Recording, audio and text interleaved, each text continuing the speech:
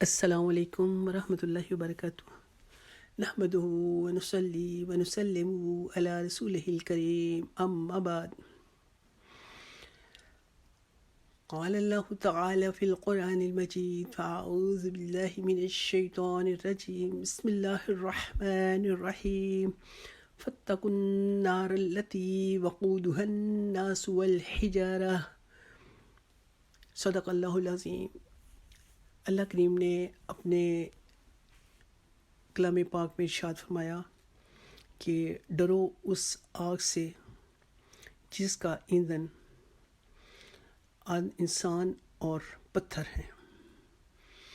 اللہ کریم نے اپنے بندوں کو خود قرآن کریم میں رسولوں کی زبانی کتابیں بھیج کر دوزخ سے ڈرایا، جنت کی نعمتوں کی خوشخبری دی، اس لیے کہ اللہ کریم اپنے بندوں پر بہت مہربان ہے۔ وہ چاہتا ہے کہ میرے بندے میرے حکموں کو مان کر اس دوزخ کی آگ سے بچ جائیں جو کہ میں نے مجرموں کے لیے، نافرمانوں کے لیے سزا کے طور پر تیار کی ہے۔ ایسا ہی ایک واقعہ کہ وہ جن کو چن لیتا ہے تو بعض اوقات چھوٹی عمر سے ان ذہنوں میں اللہ کا خوف بیٹھ جاتا ہے۔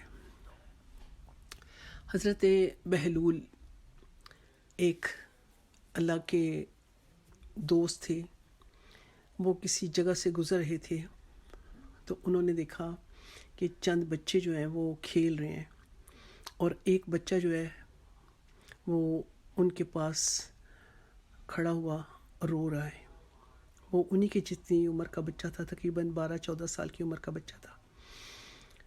آپ تھوڑی دیر رکے ان بچوں کو کہ جو اخروٹ اور بادام سے کھیل رہے تھے، تو آپ نے یہ سمجھا کہ اس بچے کے پاس شاید یہ چیزیں میسر نہیں ہیں، تو اس وجہ سے یہ بچہ رو رہا ہے۔ تو آپ نے اس کے سر پر شفقت سے ہاتھ پھیرا اور فرمایا کہ میں تمہیں، چلو میرے ساتھ، میں تمہیں بھی بادام اور اخروٹ لے دوں گا، تو تم بھی ان بچوں کے ساتھ کھیلنا۔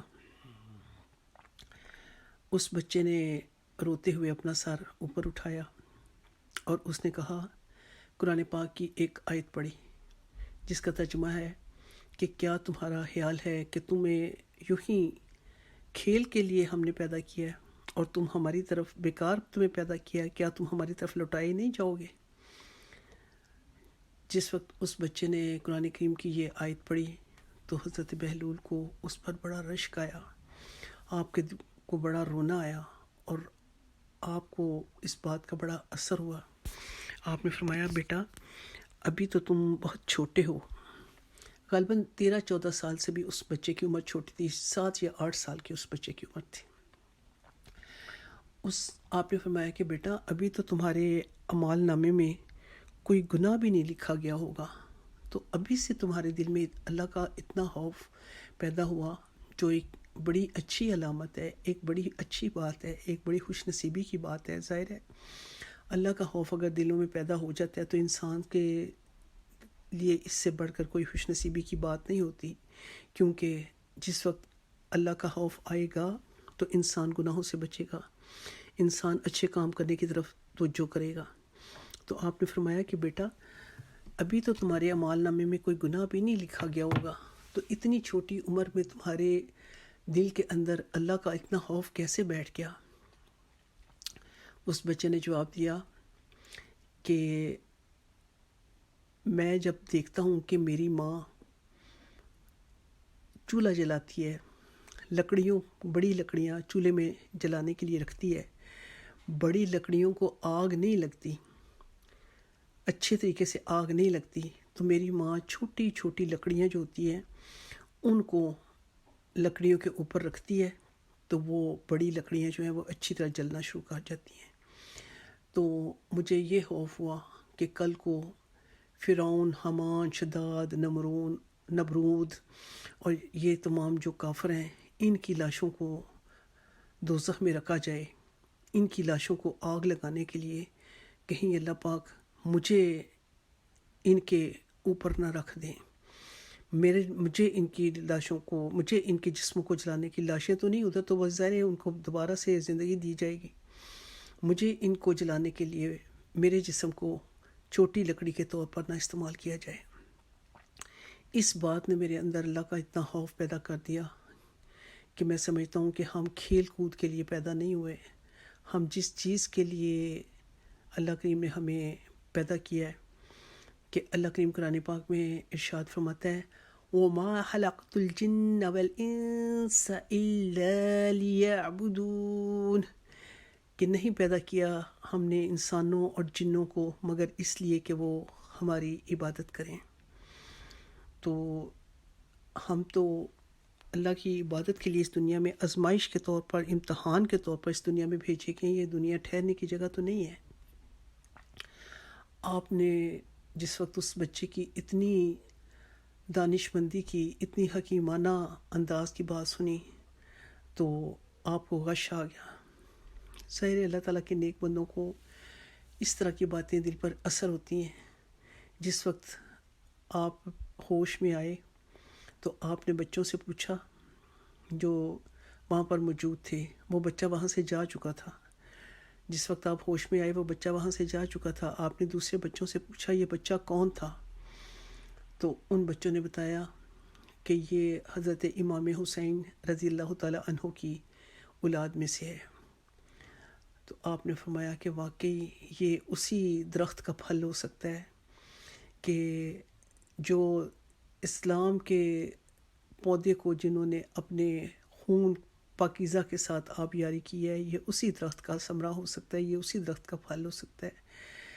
تو اللہ کریم سے دعا ہے کہ اللہ کریم ہمیں بھی اپنے نیک بندوں کی طرح اپنی محبت بھی عطا فرمائے اور اپنی عظمت کا خوف بھی عطا فرمائے، کہ جب تک انسان کے دل میں یہ دونوں چیزیں اکٹھی نہیں ہوتی، صرف اللہ تعالیٰ کی محبت جو ہے اس پہ دل میں رکھ کر اور یہ خیال کر لینا، یہ عقیدہ رکھ لینا کہ اللہ بڑا غفور الرحیم ہے تو سب کچھ معاف کر دے گا، یہ قطعی طور پر نامناسب عقیدہ ہے. کیونکہ اللہ کریم نے جا بجا قرآن پاک میں اپنے دستور کو کھول کر بیان کیا ہے کہ وہ ان لوگوں کو قبول کرے گا، ان لوگوں کو معافی عطا فرمائے گا کہ جو کہ ایمان کے ساتھ نیک اعمال کریں گے، سچی توبہ کریں گے اور پھر اپنی اصلاح کریں گے، اور وہ جو گناہ انہوں نے کیے ہیں اس کی طرف نہیں لوٹیں گے.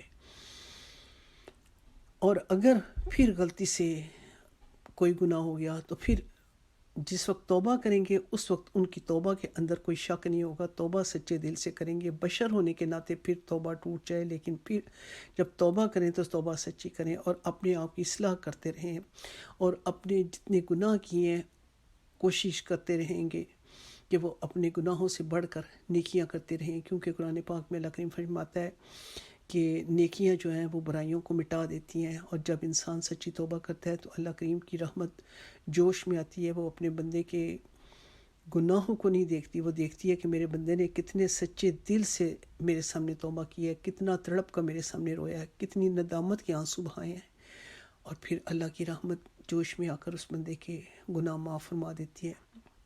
لیکن شرط یہ ہے کہ توبہ کرتے وقت توبہ سچی ہو، اس وقت دل میں گناہ سے نفرت ہو، اس وقت دل میں یہ احساس ہو اور پکا ارادہ ہو کہ میں آج کے بعد یہ گناہ نہیں کروں گا، اور پھر اپنے اعمال کو بدلنے کی، اپنے اعمال کی اصلاح کی بھی کوشش کرے.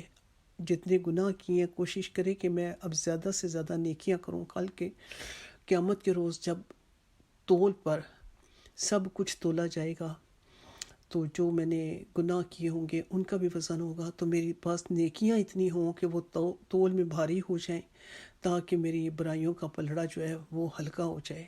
میری نیکیاں تول میں بھاری ہو کر اس برائیوں کے پلڑے کو ہلکا کر دیں، اور نیکیوں کا پلڑا وزنی ہو کر اللہ کی فضل کا، نبی پاک صلی اللہ علیہ وسلم کی شفاعت کا حقدار بنا دے. اللہ سے دعا ہے کہ اللہ مجھے اور آپ کو اور نبی پاک صلی اللہ علیہ وسلم کی ساری امت کو اس بچے کی طرح کہ جس کے دل میں بچپن سے اتنا اللہ کا خوف بیٹھ گیا، اللہ ہمیں بھی اپنی محبت کے ساتھ ساتھ اپنے رسول کریم صلی اللہ علیہ وسلم کی محبت کے ساتھ ساتھ اپنا عظمت کا خوف عطا فرمائے. اپنے سامنے روز قیامت کی پیشی کے خوف سے نیک کام کرنے کی توفیق آسان فرمائے. اور ہر اس گناہ کو جس کو ہم گناہ سمجھتے ہوں، جس کو ہم گناہ ہی نہ سمجھتے ہوں، چھوٹا گناہ سمجھتے ہوں، بڑا گناہ سمجھتے ہوں، اللہ ہمیں گناہوں سے بچنے کی توفیق عطا فرمائے کہ انسان جب گناہوں کو ہلکا سمجھتا ہے تو وہ انہی گناہوں کو اگر اصرار کرتا رہتا ہے، انہی گناہوں پہ اٹا رہتا ہے، تو پھر اس گناہ پر اڑنے کی وجہ سے اللہ کریم چھوٹے گناہ کو بھی بڑا گناہ لکھ دیتے ہیں۔ اللہ کریم ہمیں تمام قسم کے چھوٹے بڑے گناہوں سے سچی توبہ کی اور نیک اعمال کرنے کی توفیق آسان فرما دے، اور قیامت کے روز نبی پاک صلی اللہ علیہ وسلم کے سامنے اور اللہ کی بارگاہ میں سرخر ہونے کی نعمت نصیب فرما دے۔ آمین ثم آمین۔ اللہم صلی علی محمد وعلی آل محمد وبارک وسلم۔ سبحانک اللہم وبحمدک، اشہد ان لا الہ الا انت، استغفرک واتوب الیک۔ السلام علیکم ورحمۃ اللہ وبرکاتہ۔